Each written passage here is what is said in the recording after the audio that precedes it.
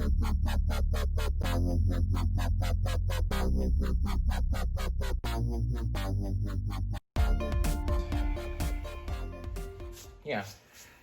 Go. What? Go. Welcome back to Radioactive Pancakes. Today, we're going to be taking a look at this Ferrari FXX. A little jiggly. I did cheat before this video because this means a lot to me. It's been around for a while. I did, in fact, you probably saw these screws floating in the last video of me assembling that Traxxas. So these are all the screws from this car. And this car is pretty old at this point. It's Costco circa 2006, 7, something like that. Not a super expensive RC car. This is not a hobby grade. This is commercial, you know, cheap grade. But it's a little bit better than New Bright. Anyhow, it's been modified. And it's been at my brother's house for 7 years? 7 years? Just a forgotten about project. I have already taken all the screws out so we can get a look at this on the inside. I haven't tested anything. There has been no batteries hooked up, nothing. This is completely fresh from this standpoint. All I have done is remove the screws. So, this is not the factory internals for this car. I actually took this off and took some electrical tape off so that I could get to the components. This, I don't want to misspeak here because I didn't build this. My brother built this years ago. It does have Arduino chips in it, custom code that he wrote, and motor controllers to make this whole thing go. I did ask him to try and use this Pelican brand Xbox 360 controller that was wired, and he did. He took it apart, he used all the buttons and switches, and it's a little old at this point. It needs some new thumb pads, and I mean they're kind of gross looking, but you know, this is a 15-year-old controller, so it's fine. Antenna sticking out of that. This for the custom battery. He did wire it for the original car battery that belonged to this, the Maisto brand battery, which is super tiny, by the way. That used to actually drive the whole car, and that is now the remote. Obviously, 7 years old. This thing's dead. No chance of this surviving. So that was the original battery. No chance of it surviving. This was another battery I was using, nickel metal hydride, and another one as well that went to it. But again, so old, they're all dead. I did check those out. They're all dead. I don't have the chargers for any of that. So I'm going to use, of course, one of my battery, not a sponsor. I just like cheap batteries, and these are pretty cheap on Amazon. Not proud of that, but it is what it is. So this car, this has the connector built for this one here. So not really what I want to use today. I actually want to use, I believe this is called a Dean's connector. If I'm wrong, you know, correct me, but Dean's connector, it seems to be pretty generic. I like the style of it. It's simple. So we're going to convert that to a Dean's plug before we go any further. And then we will also have to do the same on the remote. And luckily, normally remotes don't take that kind of voltage, but he did set it up on the 7.4 volts. So that's perfect. That is exactly what these batteries are. So it's going to be overkill, but I have two of these. So we'll plug one into the radio here and one into the car, and we'll come right back. All right, we're back. We have clamps in place now because I can't hold it and solder it at the same time. That's kind of dumb. And so I'm going to just try and get some solder on here and get these things together.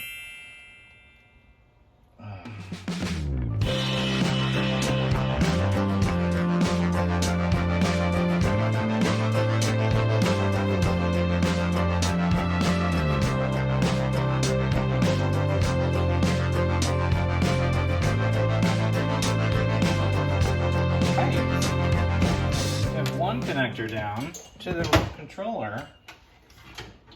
That's great news. Now we have to move on to the car, which is probably the most important one.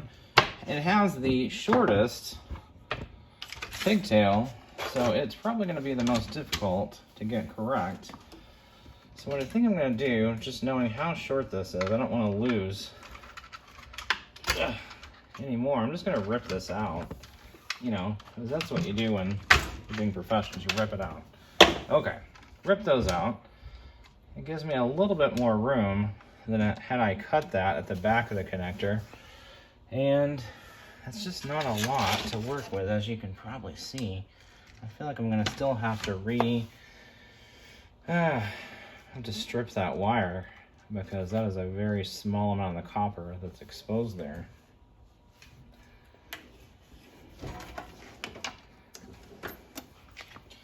And this is not a lot of room to work with here. And that hot iron is awfully close to my wrist. And that is still too big. Huh.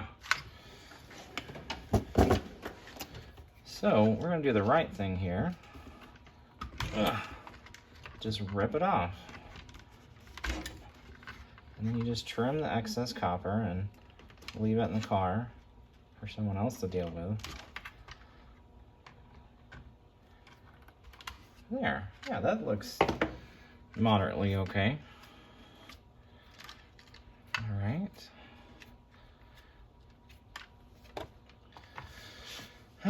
So, this is what gets difficult here. All right, so we're back again after I, for some reason, put the same connector back on the control again. I don't know what I was thinking, but I clearly like that connector. So, just so that I don't forget and put this back on again, I'm gonna throw it that way. And we're gonna try this again.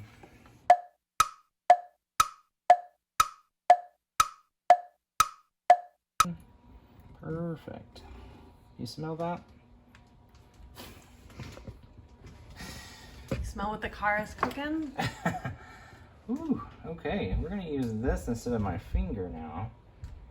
You can see now. That'd be good. It's, you know, it's almost, I just can't stop remelting it. Don't know when to stop. Okay. Let's see if that is good enough. I mean, that's a very large gauge wire going into a very small gauge wire, so that is a factor here. However, these are the only pigtails for Deans that I have that are much higher amperage, so that's okay. We're going to put this back over, and we're going to save this for the heat gun. We're going to move on to the car that is going to be difficult here.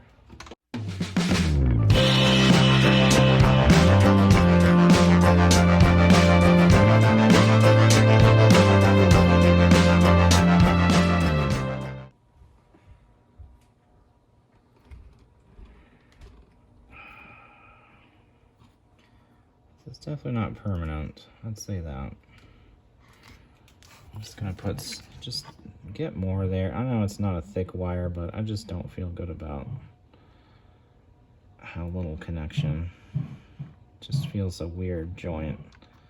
It's pretty drastic. Okay, that looks a lot better. It's still not good. I'm not a professional solderer, but we're gonna go ahead and slide that sleeve up, unplug the soldering iron, because I've already cooked several fingers a little bit at a time, extra crispy. So let's get the heat gun.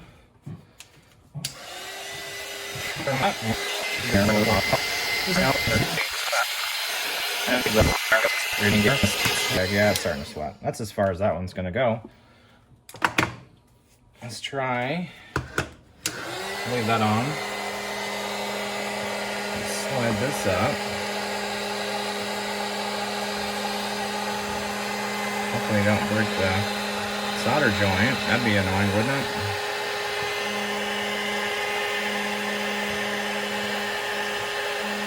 Okay.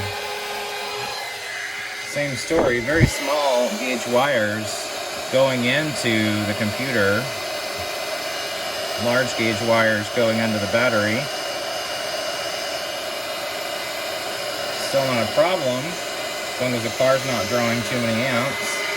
Which shouldn't be. Very small motor on this. See if we can get that a little closer.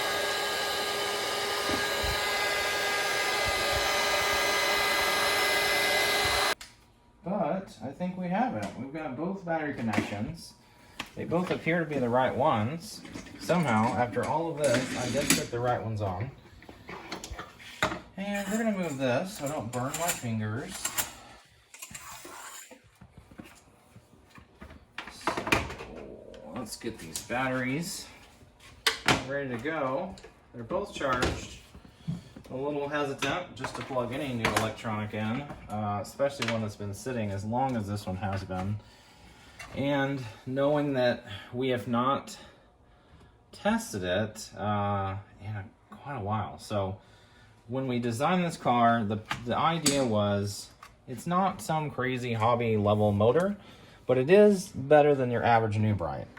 And it does have a nice little differential back here. So while it is, you know, a low-end car, it's not total junk. And the flat bottom of the car is pretty awesome. It's a little flexy, which needs to be dealt with some bracing.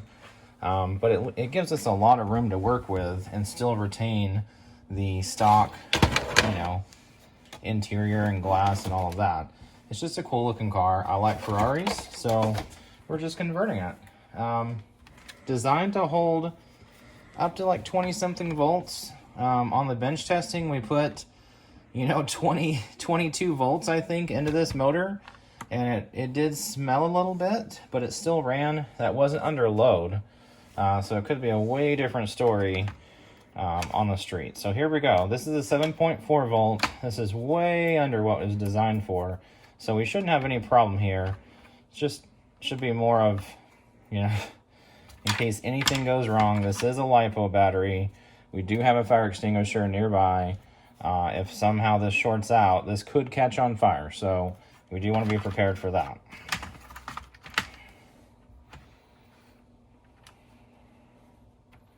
Okay, plugged in. We're going to plug in the controller now. Same story over here. Hopefully no shorts. Okay.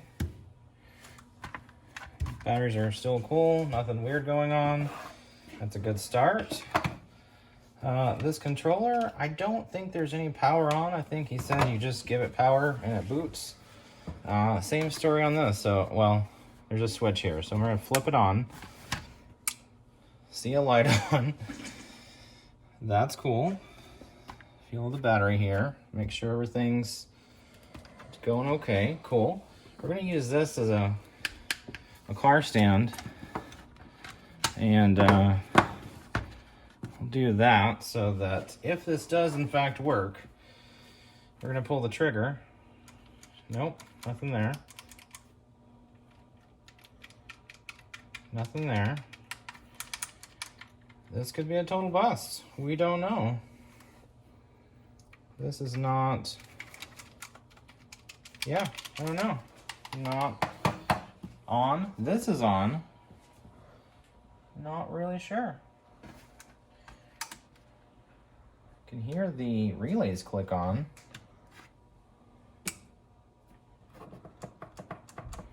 Seeing if maybe turning it off and back on with this controller on. Definitely didn't change it.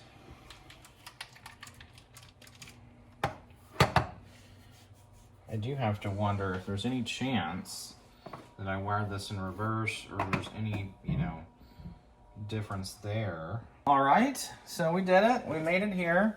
And to be honest, you know, if I'm testing by myself, not for video, I would just, you know, put it to the end of that battery and go, you know, go do a test drive.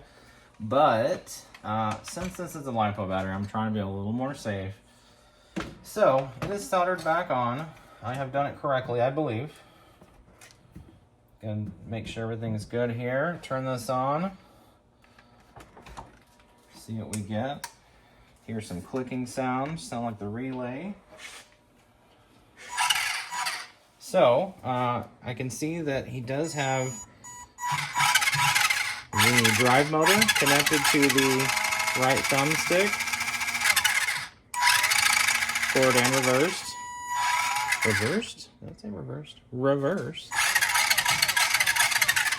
Forward, back ways.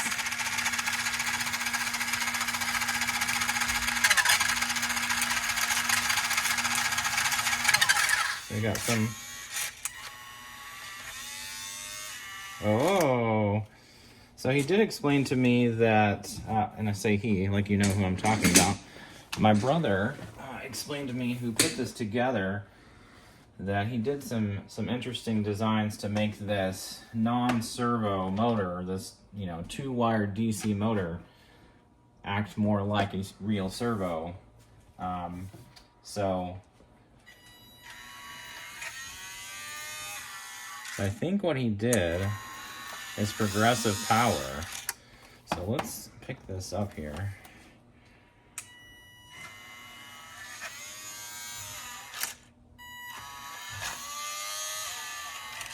So you can hear it just kind of groaning.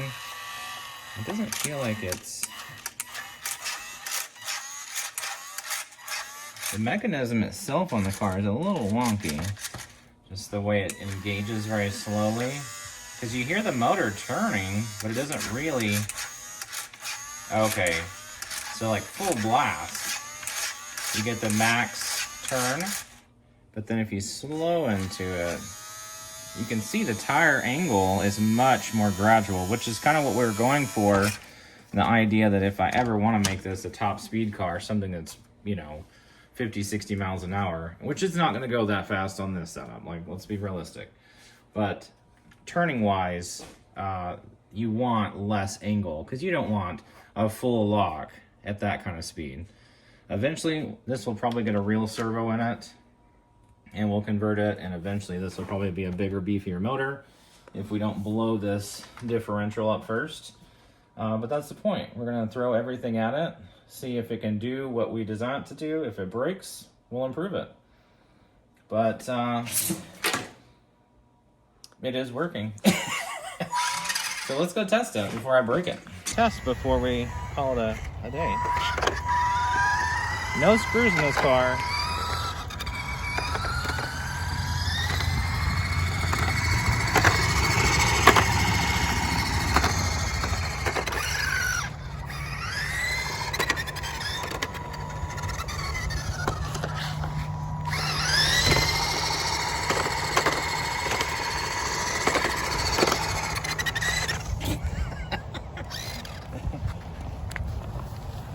Takes off quick, but not at high top speed. This is only 7.4 volts. It's supposed to handle, 20 plus.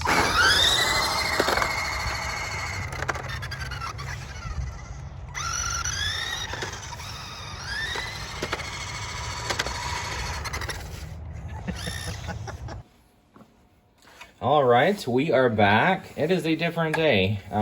Sorry about that footage of how dark it was. It was only 4:30, but we do live in Washington State, and it's a little bit dark in the winter this early. So, for a little added bonus, I went ahead and now we have daylight. We're going to record this again, but instead of just showing you at the same voltage, now that we know it works, I've gone ahead and wired up two of these together in series.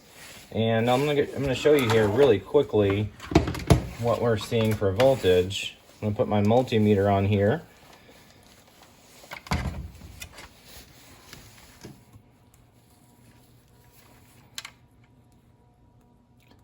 $16.39.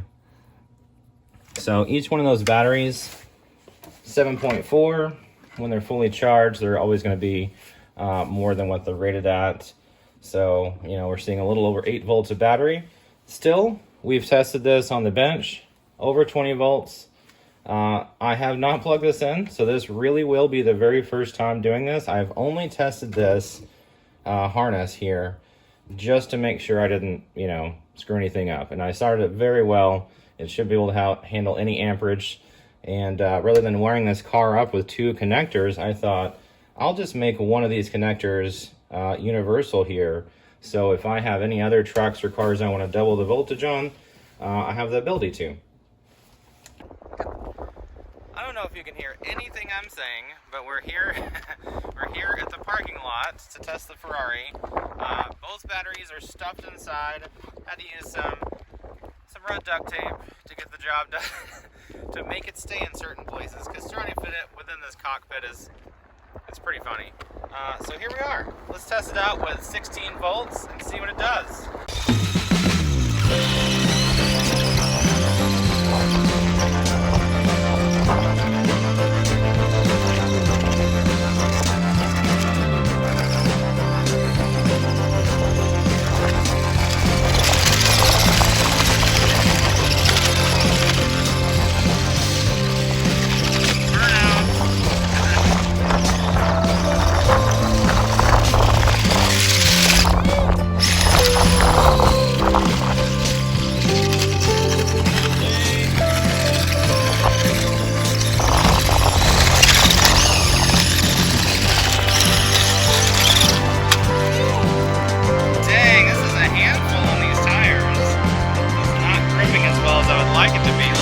Sidewalk here.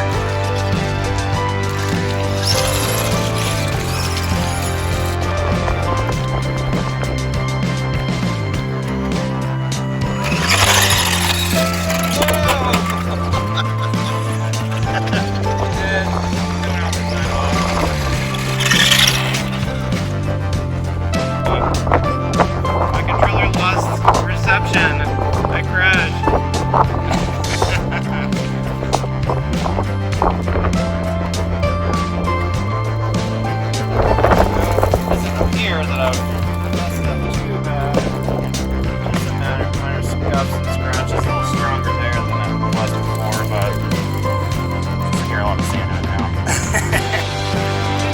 Like that. I guess I'll have to sit a little closer to it. Well, our testing kind of got cut short here. Had another accident and messed up the front end a little bit more. Crashed it and rubbed the nose really bad right there. And so it slammed pretty good. This one's not my fault. That's what they all say, right? We may have finally destroyed the ECU, which didn't take long, I guess. Which, as it turns out, I don't know if it was prepared for this. You know, so here's what happened. Driving it along, and didn't catch this because we were just about to drive home with this. We thought we were done, and just driving along, and it just goes into full reverse. And it slams into the wall, and it won't turn off. So I unplugged the remote, plugged it back in, and anytime you turn the car on now,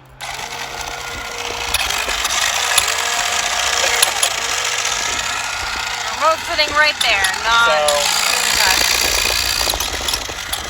it still controls the wheels, but the motor controller has gone haywire. So it's not really drivable like that, because it's just randomly switching, you know, reverse and forward. So, you know, we'll address this, but it was a fun start. 3 crashes already, so that's great. But I would say successful test. You know, at least the engine, the motor, it seemed to handle the power, and it, you know, went around pretty quickly. So that part works. I'm happy with that.